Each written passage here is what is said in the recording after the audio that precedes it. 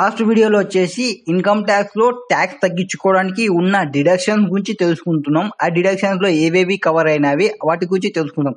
Up to 80E వరకు మనం last వీడియోలో కవర్ చేసాం. నెక్స్ట్ చూద్దాం. ఫస్ట్ 80E లో ఏమొచ్చినాయి మనకి ఇంట్రెస్ట్ టువర్డ్స్ ఎడ్యుకేషనల్ లోన్ కి సంబంధించిన ఇంట్రెస్ట్ మనం క్లెయిమ్ చేయొచ్చు. అండ్ హౌస్ ప్రాపర్టీకి సంబంధించిన ఇంట్రెస్ట్ ఏమన్నా వస్తే అది కూడా క్లెయిమ్ చేయొచ్చు అని చెప్పినాము. నెక్స్ట్ ఎలక్ట్రికల్ వెహికల్ కి సంబంధించి ఏమన్నా లోన్ తీసుకుంటే దానికి పేమెంట్ చేసే ఇంట్రెస్ట్ కూడా 1,50,000 వరకు మనం క్లెయిమ్ చేయొచ్చు అని లాస్ట్ వీడియోలో 80E వరకు మనం కంప్లీట్ చేసినాం. నెక్స్ట్ 80G చూద్దాం. 80Gలో ఏం చెప్తారంటే డిడక్షన్స్ మీరు ఒక ప్రిస్క్రైబ్ ఫండ్ అని ఉంటుంది, ఆ చారిటబుల్ ఇన్స్టిట్యూషన్స్ ఉంటాయి. కి సంబంధించి మీరు కన్నా ఏమైనా డొనేషన్ చేస్తే ఆ డొనేషన్స్ అనేది మీకు ఎలిజిబుల్ ఫర్ డిడక్షన్. మీరు ఏదైనా మీరు ట్రస్ట్ కి వెళ్ళాలనుకోండి, అక్కడ ట్రస్ట్ లో మీరు ఒక 1,000 ఆ 2,000 ఆ 3,000 అట్లా అమౌంట్ పే చేసాం అనుకోండి, ఏదైతే మీరు అమౌంట్ పే చేస్తారో ఆ అమౌంట్ ని కూడా మీరు డిడక్షన్ క్లెయిమ్ చేయొచ్చు. బట్ బట్ బట్ బట్ మీరు ఏదైతే 3,000 పే చేస్తారో ఆ 3,000 అనేది క్యాష్ లో ఉండకూడదు. అంటే 2,000 ఎక్స్ట్రీ అయిన వెంటనే మీరు పేమెంట్ అనేది బ్యాంక్ త్రూ వెళ్ళాలి. అప్ టు 2,000 వరకు మీరు క్యాష్ లో పే చేయొచ్చు. ఎక్సీడింగ్ 2,000 బ్యాంక్ లోనే పే చేయాలి, అప్పుడే మీకు డిడక్షన్ ప్రొవైడ్ చేస్తారు. ఒకవేళ మీరు ఎంత అమౌంట్ పే చేసినా ఒక 10,000 క్యాష్ లో పే చేస్తే డిడక్షన్ రాదు. 10,000 ఆర్ 1,00,000 మీరు ఎంత కావాలనుకుంటే అంత బ్యాంక్ నుంచే పేమెంట్ చేయండి, డిడక్షన్ వస్తుంది. ఇక్కడ without any limit 100% deduction, 50% deduction అని ఉంటుంది. And subject to qualifying limit 100%, 50% అంటే అది కొన్ని స్పెసిఫైడ్ క్యాలిక్యులేషన్ ఉంటుంది. ఆ క్యాలిక్యులేషన్ మనకి పెద్దగా ఇంపార్టెంట్ ఏం కాదు. Next 80GG deduction towards rent paid for house and applicable to only those who are self employed. అంటే ఇది ఏమంటే ఎవరైతే పర్సన్ ఉంటారు కదా, ఎంప్లాయీస్ ఉంటారు, ఎంప్లాయీస్ లో హెచ్ఆర్ఏస్ రాకుంటాయి, ఆర్ హెచ్ఆర్ఏ వచ్చినా వాళ్ళు డిడక్షన్ క్లెయిమ్ చేయకుంటారు. ఆర్ ఎంప్లాయీస్ కాకుండా ఈ బిజినెస్ పర్సన్ ఉంటారు, వాళ్ళు కూడా రెంటెడ్ హౌస్ లో ఉన్నారనుకోండి, హెచ్ఆర్ఏ లేని వాళ్ళు కానీ ఆర్ సెల్ఫ్ ఎంప్లాయిడ్ బిజినెస్ వాళ్ళు కానీ ఆర్ బయటి పర్సన్స్ ఎవరైనా ఇన్కమ్ ట్యాక్స్ రిటర్న్స్ ఫైల్ చేసేవాళ్ళు వాళ్ళ ఇంటికి సంబంధించి ఓన్ హౌస్ లేకుండా రెంట్ పే చేస్తున్నారు అనుకోండి, 80GGలో మీరు డిడక్షన్ క్లెయిమ్ చేయాలి. 80GGలో మనం ఎంతైతే పేమెంట్ చేస్తామో అంత డిడక్షన్ వస్తుంది, అంటే అంత డిడక్షన్ రాదు. మ్యాక్సిమం వచ్చేసి 5,000 పర్ మంత్, మీన్స్ 5,000 into 12 అయితే 60,000 టోటల్ అమౌంట్.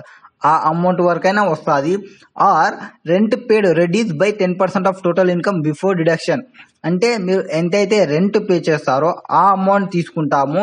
అండ్ మీ బిఫోర్ ఈ గ్రాస్ టోటల్ ఇన్కమ్ కదా, గ్రాస్ టోటల్ ఇన్కమ్ పైన 10% వేస్తాము. ఆ రెంట్ పే చేసిన దానిపైన గ్రాస్ టోటల్ ఇన్కమ్ పైన 10% ఏదైతే వస్తుందో ఆ అమౌంట్ ని డిడక్ట్ చేసి ఎంత అమౌంట్ వస్తుందో ఆ amount are 60,000 which ever is lower తీసుకుంటాము. అండ్ ఒకవేళ ఇది పక్కన పెడితే ఇంకోటి ఏం చూసుకుంటాం, మీ టోటల్ ఇన్కమ్ ఎంతైతే ఉందో దానిపైన 25% అది కానీ ఆర్ 60,000 కానీ విచ్ ఎవర్ ఈస్ లోయర్ తీసుకుంటాము. ఇట్లా ఒక క్యాలిక్యులేషన్ తో మనం ఇన్కమ్ ట్యాక్స్ రిటర్న్ ఫైల్ చేసేటప్పుడు 80GGలో క్యాలిక్యులేషన్ చేసి వేస్తాము. మీరు కానీ ఈ డిడక్షన్ క్లెయిమ్ చేయాలంటే హౌస్ రెంట్ కి సంబంధించి ఫార్మ్ 10BA కంపల్సరీ ఫైల్ చేయాలి for claiming this deduction.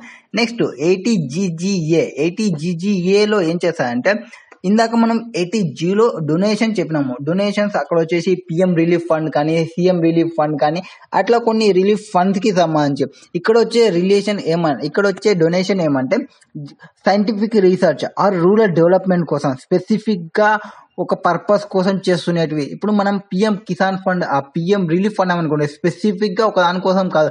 PM వాళ్ళు ఏదైనా కరోనా కోసం వాడచ్చు, ఇంకో ఏదైనా ట్రాన్స్పోర్టేషన్ కోసం వాడచ్చు. ఆ ఫండ్ ని ఎట్లయినా జనరల్ పర్పస్ కోసం యూజ్ చేసేటప్పుడు 80G యూజ్ చేస్తాం.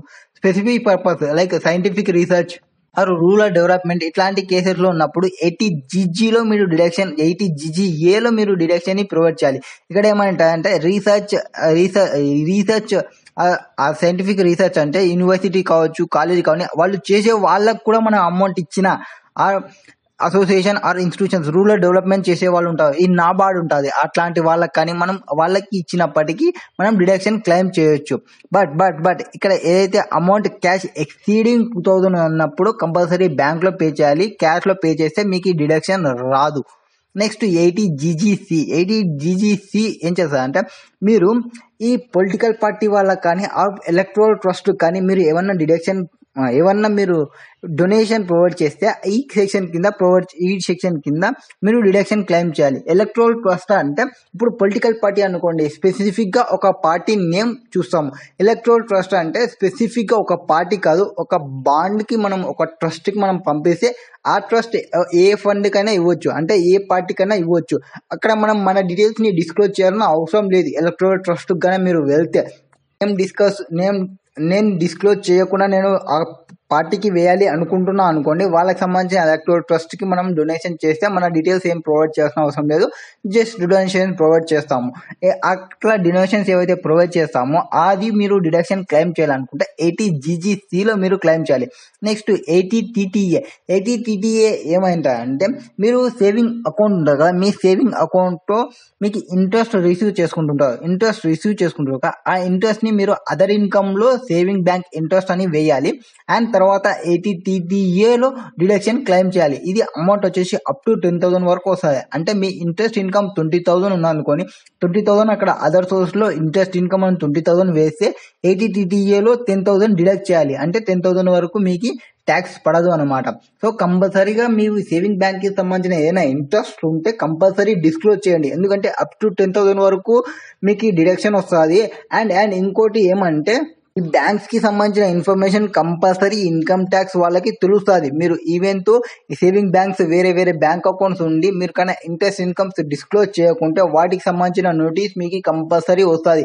నౌ ఆర్ ఫ్యూచర్ కంపల్సరీ, ఎందుకంటే ఈవెన్ మీ బ్యాంక్ అకౌంట్ లో సేవింగ్ బ్యాంక్ అకౌంట్ లో ఒక 500 ఇంట్రెస్ట్ ఇన్కమ్ వచ్చినా అది ఇన్కమ్ ట్యాక్స్ పోర్టల్ లో కొన్నిటికి రిఫ్లెక్ట్ అవుతుంది. So be careful when providing the saving bank interest. Compulsory saving bank interest ని ప్రొవైడ్ చేయండి. నెక్స్ట్ 80TTB ఏమంటే ఏమన్నా డిపాజిట్స్ కి సంబంధించి ఇంట్రెస్ట్ రిసీవ్ చేసుకున్నా అనుకోండి, అతను రెసిడెంట్ సీనియర్ సిటిజన్ అయితే అతనికి 50,000 వరకు డిడక్షన్ వస్తుంది. 80TTA సేవింగ్ బ్యాంక్ కి సంబంధించి, 80TTBలో డిపాజిట్స్ కి సంబంధించి, డిపాజిట్ లో సీనియర్ సిటిజన్ మాత్రమే, 80TTA నార్మల్ పర్సన్ అయినప్పటికీ అక్కడ వస్తుంది. సో నెక్స్ట్ 80Uలో ఏం చెప్తానంటే deduction for a resident individual tax payer with disability. ఇక్కడ మనం ఇంకోటి గుర్తుపెట్టుకోవాల్సినది ఏమంటే 80U అండ్ నేను ఇంకో వీడియోలో 80DD గురించి చెప్పిన, అది డిపెండెంట్ డిసేబుల్ పర్సన్. అక్కడ మీకు 75,000 1,25,000 వస్తుంది, ఇక్కడ 75,000 1,25,000 వస్తుంది. ఆ సెక్షన్ కి ఈ సెక్షన్ కి డిఫరెన్స్ ఏమి అంటే అక్కడ డిపెండెంట్ డిసేబుల్ పర్సన్ అన్నాము. అండ్ 80Uలో ఆ పర్సనే ఎవరైతే డిసేబుల్ పర్సన్ ఉంటారో డిసేబుల్ పర్సనే అతనికే ఇన్కమ్ ఉందనుకోండి, అతనికే ఇన్కమ్ ఉంటే అప్పుడు డిపెండెంట్ కాదు.